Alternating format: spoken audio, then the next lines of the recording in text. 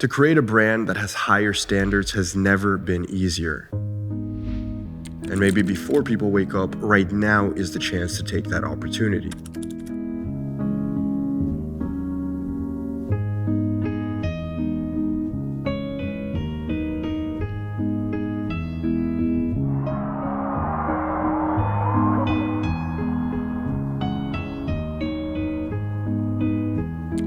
But how? We create foundations, and only after do we layer on trends.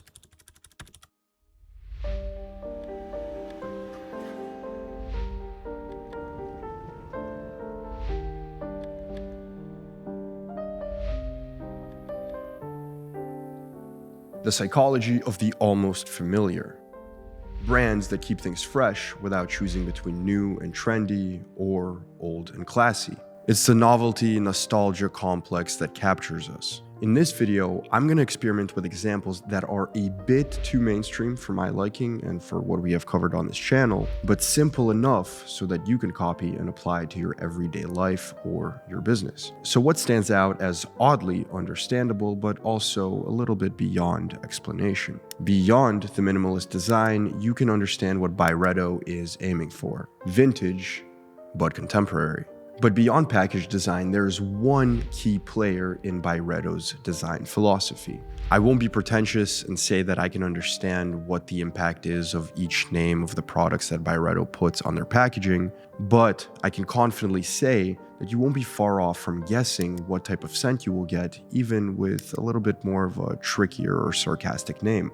In every sense, you are given an open interpretation of what the name will represent to you based on your experience. And not just your experience, your memories, and what you will experience in the future. This can be overlooked as a useless detail, but it is so far from that. Liminal resonance is the culmination of everything that Byredo does and stands for. Seemingly familiar retail spaces with a unique architectural touch. Simple collaborative products with unique partners in niche product categories. And a luxury and premium approach that, in terms of pricing, isn't far from the mid-segment, but also a little bit on the higher side. And you can apply this to digital products, sportswear, and maybe even software. Just maybe it's running shoes that have all the newest tech, but designed in a vintage style. Or perhaps it's a complex educational product that is represented by a one-word naming. At the end of the day, liminal resonance can be used in so many ways, but make sure you avoid creating costumes for your own brand. Let's talk about exactly how to avoid just that.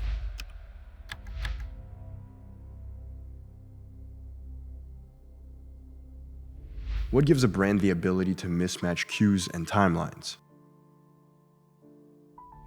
Immense understanding of historical items and events that give power to have representation and sway the outcome in the future. And your example in this scenario is the Porsche 911. Many people call it timeless and a vintage car. However, nothing about the Porsche 911 is really vintage anymore. The car is truly a marvel, both in design inside and outside the car.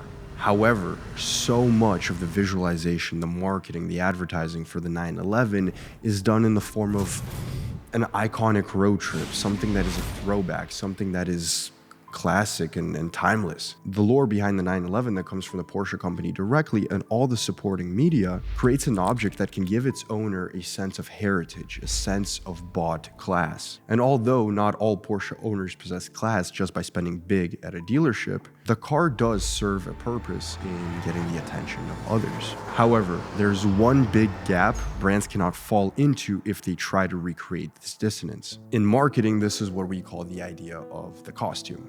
Or in other words, a product or a brand that seems to be vintage or have this idea of class, but it's just done to create a false demand and try to fit a market that they are truly not a part of.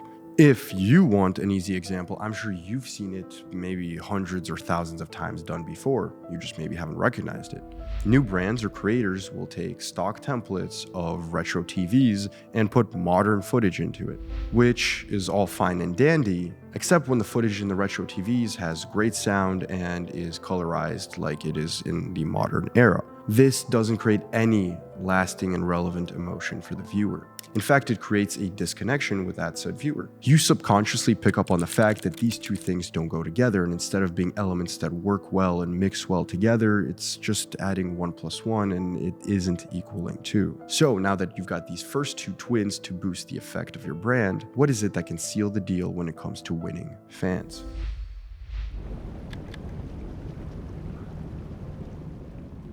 The idea of sensory transgression isn't overly unique or new when it comes to brand design or marketing. Hundreds, if not thousands, of brands have participated in sensory transgression when marketing their own brands.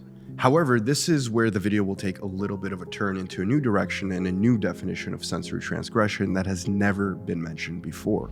First, let's define the original idea of sensory transgression. It's when aesthetics deliberately cross sensory boundaries. Your brand creates things that evoke a feeling of taste, smell, touch, sound, whatever it might be. It could be texturized colors or visuals that give you a feeling of a certain smell or taste. However, I believe while most brands limit themselves in these exchanges between different senses, you can create deeper and further transgressions with the innovation of technology and creativity.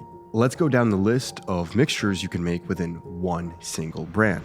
Actually, let's go further than a brand. Let's go into a specific product. Monster Energy, the White Monster. First, let's talk about the visual to taste. The clean, minimalist design that sets you up for a less syrupy, a lighter taste, compared to the original black and green can's heavier taste. Secondly, the matte finish with light texturing.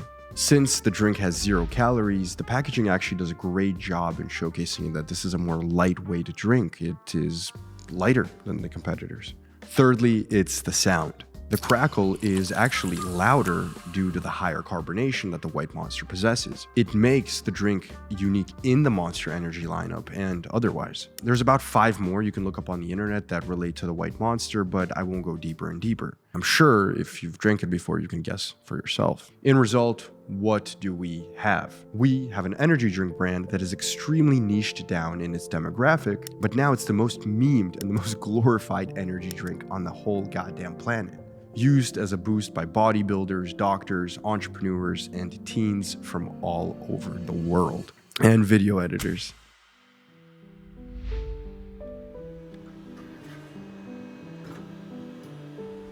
Lastly, let's use my favorite of the 4 Horsemen, cognitive friction. Another strategy that is so overused, but mainly in all the wrong patterns.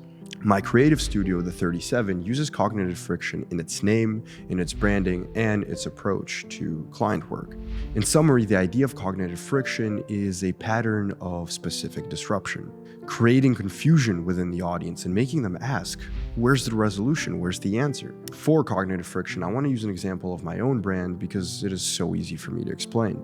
So, going back one step, our company is called the 37. Which, for a creative studio and a marketing team, isn't very standard to the industry. However, that being said, most of our industry is still built on pretty creative and unique names. Firstly, it's the slash in the name. That's the first big factor. It is rarely used, but when it is used, it is usually by tech startups or crypto companies. So when we introduced it, it gave a feeling that we go beyond in creativity of the typical marketing agency. Secondly, we have the written words, and then at the end, the number 7. Of course, we could have went with the 37 or 37, but it's the number specifically that created the most connection to our sportswear partners and clients. We mixed tech and sports style feel in the name, but in terms of the branding, went for a more rebellious red and black that gave a feeling of F1 or Ferrari or something of sorts.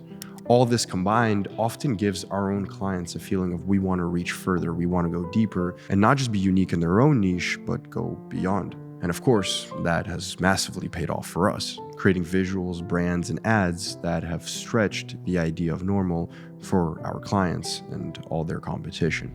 I really hope you have enjoyed this format. Obviously, it's one of the many videos we're doing with a double, triple camera setup within different locations to try to give as much of the feel of what we are talking about, to not just inspire visually or in audio, but with everything that's involved. Almost like we're approaching each video to have its own package, to have its own PR campaign, and so on and so forth. So would love to hear your feedback, and I do want to say a big thank you for getting to this point of the video.